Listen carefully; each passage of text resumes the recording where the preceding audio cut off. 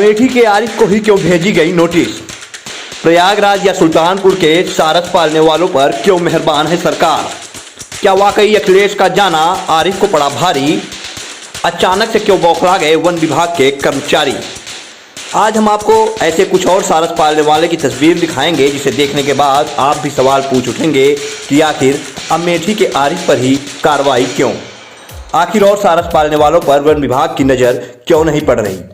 क्या वन विभाग इतना लापरवाह है कि जब वीडियो वायरल हो और अखिलेश यादव मिलने पहुंचे तब उसको पता चलेगा कि उसके क्षेत्र में किसी ने सारस पाल रखा है?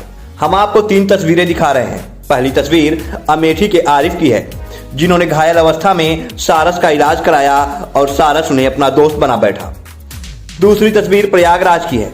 प्रयागराज के आमिर ने भी खेत में मिले सारस के बच्चे को लाकर उसे जंगली जानवरों से बचाया और ये सारस भी आमिर को अपना दोस्त बना बैठा और उसके साथ ही घूमता है। अब तीसरी तस्वीर देखिए, ये सुल्तानपुर जनपद की है। सुल्तानपुर जनपद के रहने वाले अफरोज ने भी सारस की देखभाल की और सारस उनके घर पर ही उनके साथ रहता है। इसी बीच एक तस्वीर और वायरल हुई थी बहराइच के शिवम की। उसने भी सारस को बचाया था, हालांकि उसका सारस कुछ दिनों बाद उसे छोड़कर चला गया। इस सब में सबसे ज्यादा सुर्खियों में अमेठी के आरिफ की दोस्ती रही, क्योंकि यहाँ पूर्व मुख्यमंत्री अखिलेश यादव मिलने पहुंच गए और सारस के बहाने सरकार पर तंज कस दिया। फिर क्या था? जिस सारस के बहाने सरकार पर तंज कसा गया उस सारस को तो चिड़ियाघर में जाना ही था।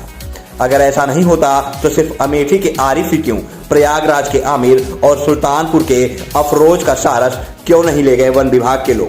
जी हाँ, हम ये नहीं कह रहे हैं, बल्कि ये कहना है अखिलेश यादव के करीबी ऋषि यादव का। आरिफ जी ने एक मानवता की मिसाल पेश की थी। सारस घायल अवस्था में उनको कहीं मिला था और उसका इलाज कर उन्होंने एक मानवता पेश की थी, मित्रवर व्यवहार सारस के साथ किए थे।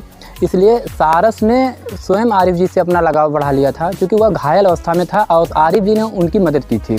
और धीरे धीरे सारस और आरिफ की दोस्ती बढ़ती गई। घर पे रहते थे, एक दूसरे के साथ रहना शुरू कर दिए थे।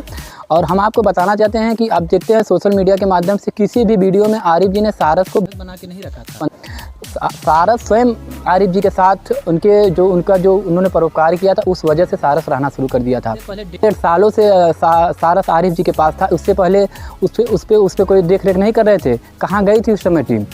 जैसा कि मैं आपको बताना चाहता हूँ आरिफ जी को, और जो ये इस तरह का जो परेशान किया जा रहा है, जब सारस की दोस्ती, आरिफ जी की दोस्ती के बारे में हमारे समाजवादी पार्टी के राष्ट्रीय अध्यक्ष माननीय श्री अखिलेश यादव जी को पता चला, तो उन्होंने एक जो मानवता की मिसाल पेश किए थे आरिफ जी, उन्होंने उनसे मिलने के लिए, उनका मनोबल बढ़ाने के लिए, जिस तरह से माननीय राष्ट्रीय अध्यक्ष जी मिलने के लिए गए, उसके बाद से सरकार के लोगों को, वहाँ के भारतीय जनता पार्टी के नेताओं को यह उनसे बर्दाश्त नहीं हो पाया कि किस तरह से आरिफ जी की लोकप्रियता बढ़ रही थी। क्योंकि माननीय राष्ट्रीय अध्यक्ष जी एक ऐसे नेता हैं जो निचले पौधान से लेकर ऊपर तक सबका ध्यान देते हैं।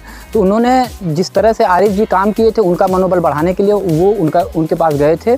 और ये उनके ऊपर जिस तरह से सरकार आरिफ जी को परेशान कर रही है, सारस ले गए।